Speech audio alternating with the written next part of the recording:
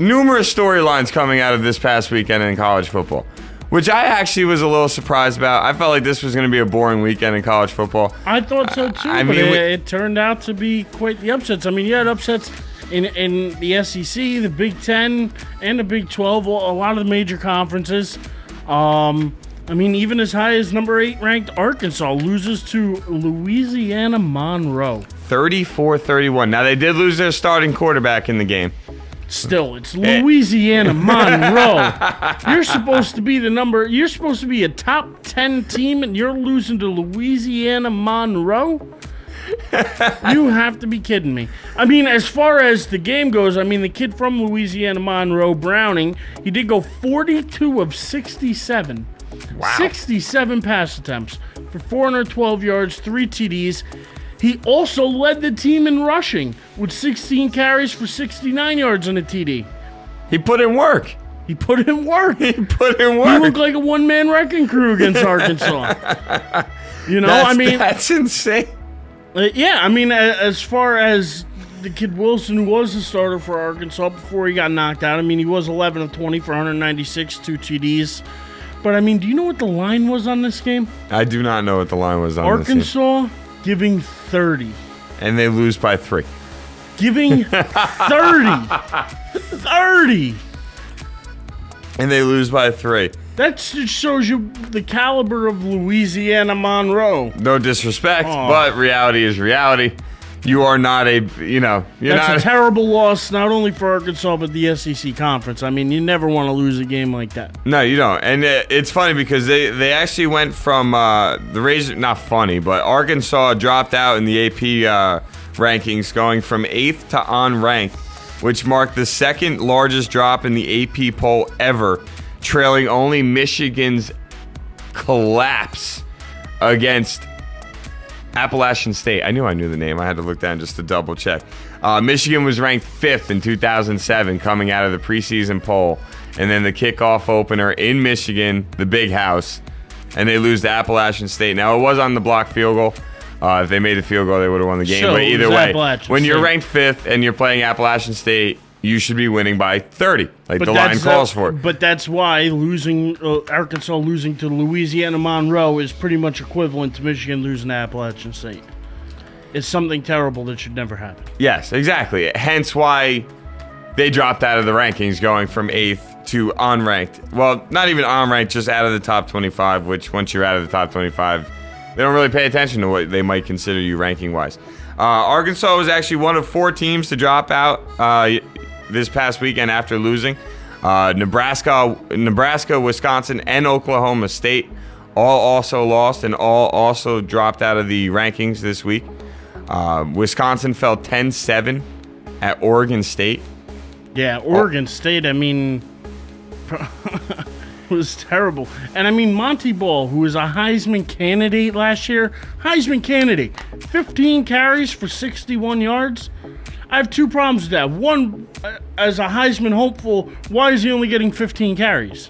The second thing, how are you only getting 61 yards? You're a Heisman hopeful. And you're playing Oregon State. You're playing an unranked Oregon State. The team themselves completely struggled, though. I mean, the whole team only got 207 yards of total offense. The entire team. So you take out his 61 yards, that's 146 yards total by the rest of the team as a whole. That is a shame. Yeah. Shame. And well-deserved to drop out of the rankings. Now, granted, it was only a 6-point spread in this game, so as far as the experts were considered, it wasn't like Wisconsin was leaps and bounds above Oregon State, but still, it's a game that number 13 Wisconsin should beat an unranked Oregon State. Yeah. No arguments there, man. And I actually didn't know the spread was that close. 6 points, that's it. So it makes it a little less funny to me. As you mentioned, though, Monty Ball, I mean, 15 carries on 61 yards. It actually ends his streak of games with a touchdown. He was at 21 games straight where he scored a touchdown. At least one. And now, no touchdowns. You only get 61 yards on 15 carries. It was, maybe it was something in the water down in Oregon. I don't know, but I don't know. I was very surprised to see Wisconsin lose. I mean, I was even more shocked, though, that Nebraska lost to UCLA, 36-30. That was the bigger shock for me because I just didn't see Nebraska losing that game. Who called it to be a good game?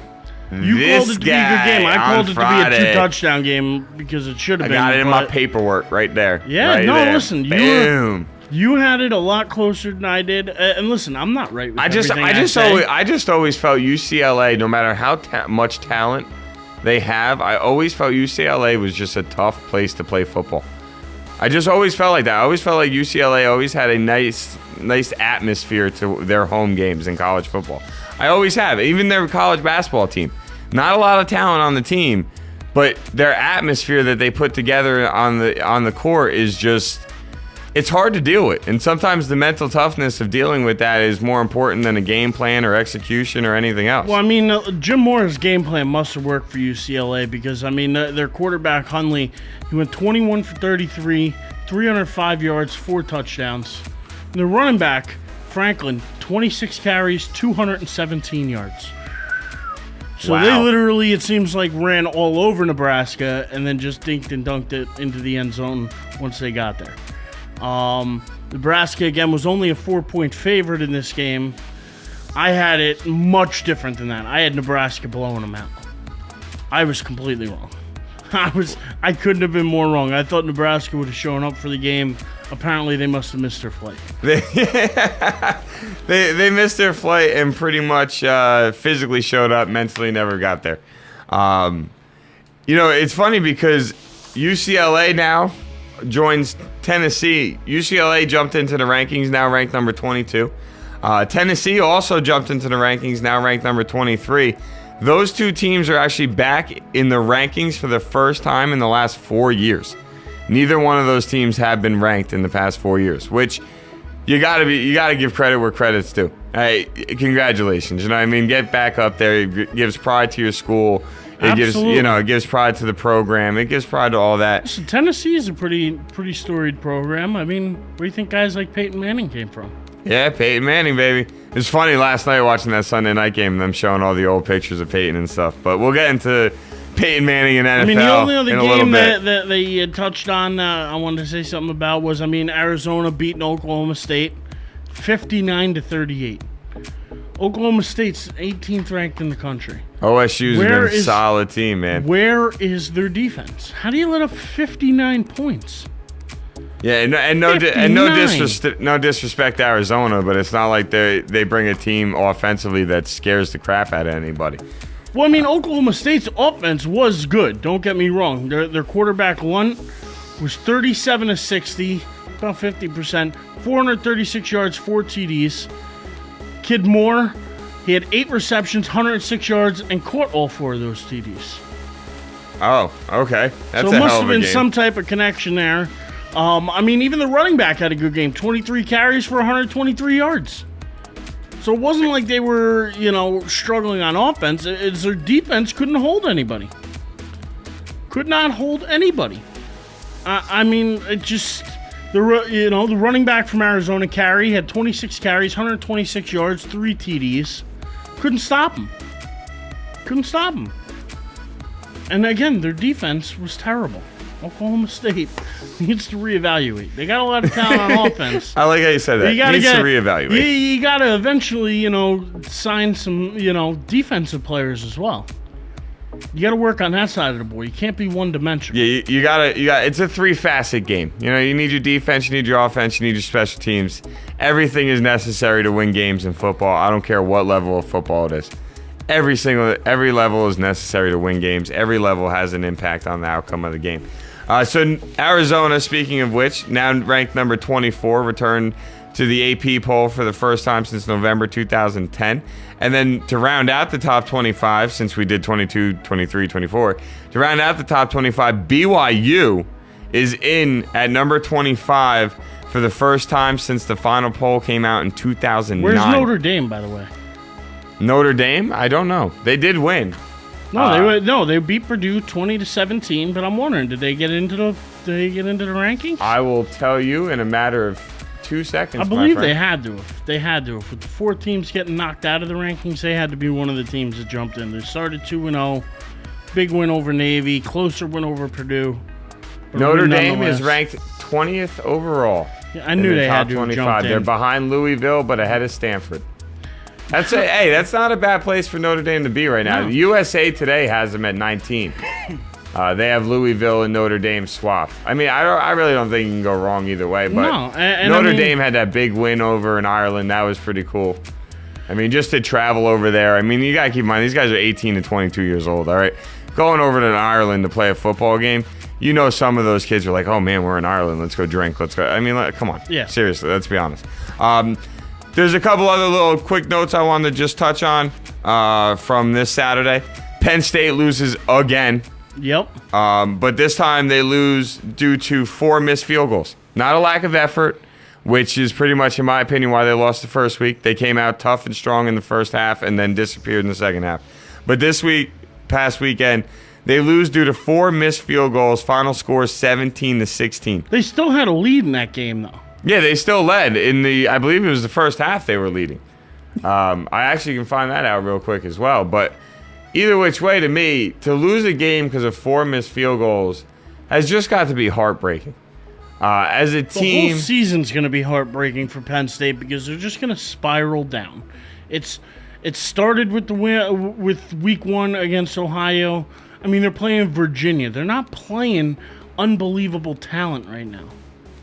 They're playing average talent at best and getting beat.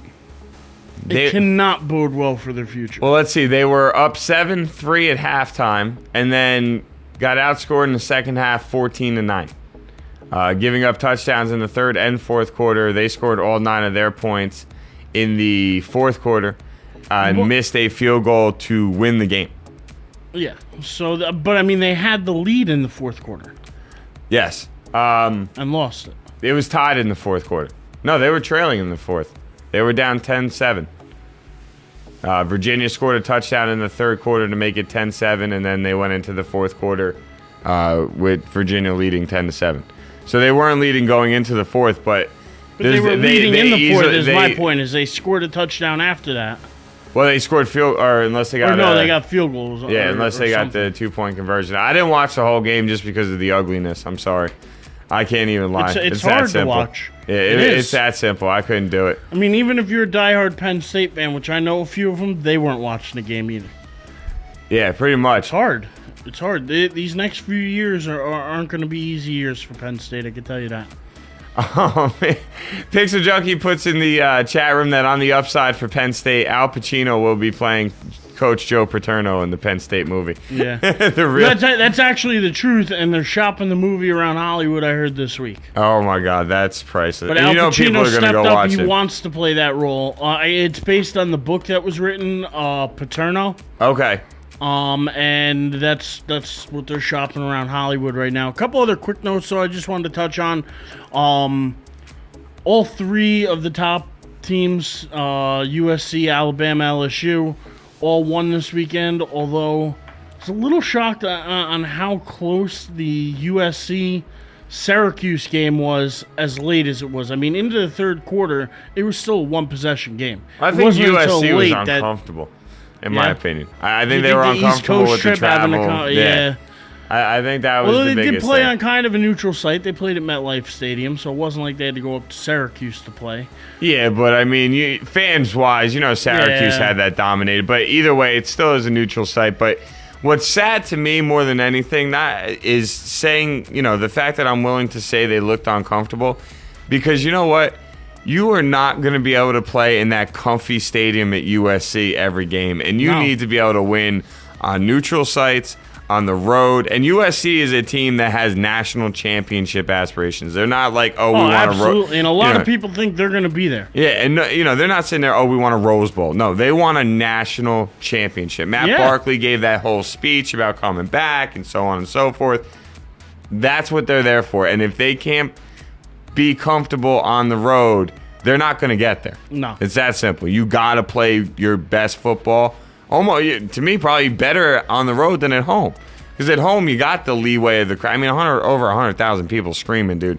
You got the advantage. I'm sorry. That is the definition of the 12th man. 100,000 plus screaming for you. But I agree. I think they didn't look the way you expected them to look, which surprised me because I thought no matter what, I thought talent-wise, I mean, those two wide receivers they have on the outside with Barkley plus the run game, I mean, offensively, how really can you stop them? I mean, let's be serious. You're going to either take away the run and then they beat you up with the two outside guys, or you take away the two outside guys and then they eat you up with the run. Like, offensively, they are a juggernaut when it really comes down to it. But if they can't play better on the road, they could end up in some trouble. It's that simple. I only got one other thing I wanted to touch on outside of... well, I just wanted to touch real quick, say LSU, of course, rolled over Washington, mauled them 41-3, looked impressive. Pretty much all I had to say. So what is it that you wanted to make? Oh, all I wanted to mention was, A, the top 5 stayed the same. Bama, USC, LSU, Oregon, Oklahoma. Hasn't changed. And then I just wanted to mention the insanely freakish performance that Denard Robinson put on. Really, me and Eric were talking about it on the break about the fact that you've seen both sides of this kid now. You've seen what he looks like against a really good defense, and now you've seen what he looks like against a bad defense. So, AKA, very talented. I mean, let's be serious. He's a freak athlete. He has all the speed in the world you could ask for. But when you play against a defense that knows how to hold their positions and play containment defense, he's not going to stand there and just pick apart anybody. It's that simple. He needs the ability to run and move the pocket and flush guys out and let the receivers improvise and it looks so on and so until forth. you realize who he played. Exactly. But I do want to just give you guys his stat line because I just thought it was insane. He had 426 yards of total offense with 4 touchdowns. Threw for 208 yards and then ran for 218. Had 2 touchdowns rushing, 2 touchdowns passing. But the sad thing to me about all of this, Michigan only wins 31-25. That's it. He puts up this freakish performance, and you only win by 6 points. So what the hell was your defense doing? You know what I'm saying? Hence why Michigan is not a Bama, is not an SEC team, and belongs right out. And I think, so from what I've seen so far, I think Ohio State's going to beat them. One last thing. When that game comes. One last thing, being that you did mention the SEC, I just want to mention quick, both Texas A&M and Missouri opened up their SEC, first SEC games ever, and both lost. I mean, and what a lot of people picked as a ranked team to lose this weekend in Florida actually beat Texas A&M. It's a gutsy win for them. Played well, won 20-17. But, a little welcome to, hey, here's the SEC. Yeah, right? So welcome to the new conference. Missouri and Texas A&M opened up with losses this weekend. The joy of college football. Well,